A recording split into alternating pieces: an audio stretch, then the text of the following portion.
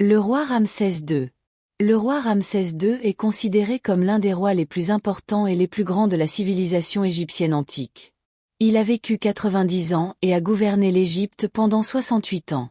Le roi Ramsès II a surpassé tout autre roi égyptien en laissant de nombreux monuments en Égypte, au nord et au sud. Parmi ses installations architecturales les plus importantes figurent le temple d'Abou Simbel à Aswan et une statue de lui au musée Meraïna à Gizeh. Et il existe également des monuments portant son nom en dehors de l'Égypte, comme l'obélisque actuellement situé sur la place de la Concorde, à Paris, qui a été déplacé de son emplacement en face du temple de Luxor.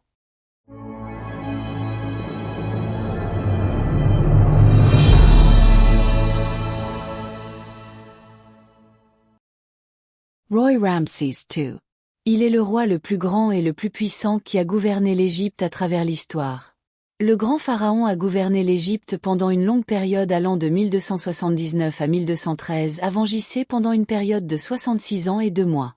Ramsès II a laissé de merveilleux monuments dont les plus célèbres sont le temple d'Abou Simbel, le temple de Luxor et le temple de Karnak. Ramsès II est né en 1303, ADH, et son père, Sétii, le nomma prince héritier à l'âge de 14 ans. On dit qu'il est mort quand il avait 90 ou 91 ans.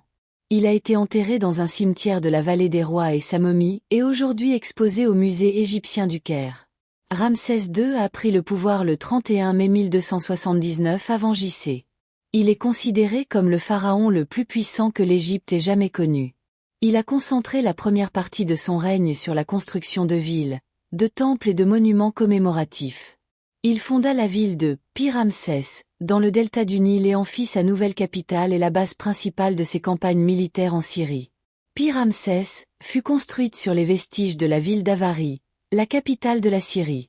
Les Hyksos lorsqu'ils dirigeaient l'Égypte, et c'était le site du temple principal dédié au culte du dieu Seth.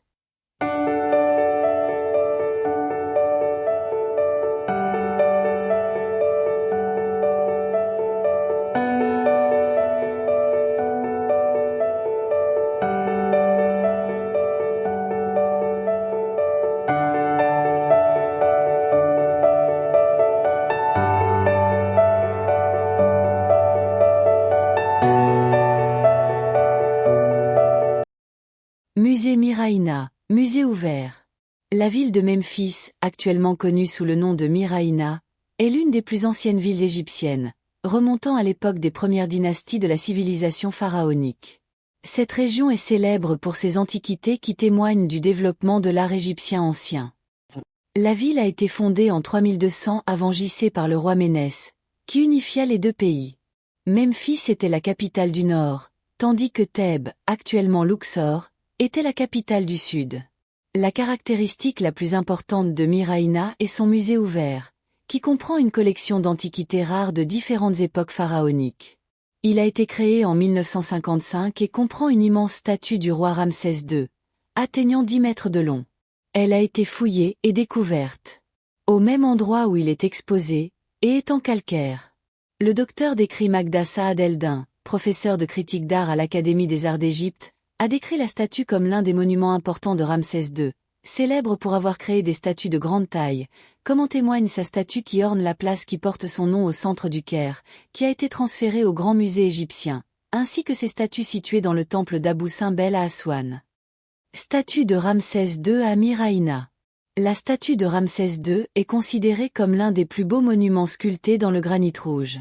Le poids de la statue est de 83 tonnes et sa hauteur est d'environ 12 mètres. La statue a été transportée il y a 3000 ans des carrières d'Aswan jusqu'à la ville de Memphis, alors capitale de l'Égypte. La statue du roi Ramsès II a été découverte à son premier emplacement par l'archéologue italien Giovanni Caveglia en 1820 après JC devant le temple du dieu Ptah dans le village de Miraïna à Badrachin, Gizeh. La statue est restée à son emplacement d'origine jusqu'à ce que le président Gamal Abdel Nasser prenne la décision de la déplacer sur l'une des places du Caire, en face de la gare égyptienne. Après un demi-siècle, l'idée du deuxième transfert est venue après l'émergence d'études appelant à déplacer la statue du cœur de la capitale, vers la place Ramsès. Afin de protéger la statue de la pollution de l'environnement et également des vibrations des voitures et des trains qui l'entourent ainsi que du métro en dessous, l'autorité égyptienne des Antiquités a pris la décision de démonter et de déplacer la statue de la place Ramsès vers un siège temporaire. Au Grand Musée de la Pyramide. Le restaurer et préparer sa place définitive au Grand Musée.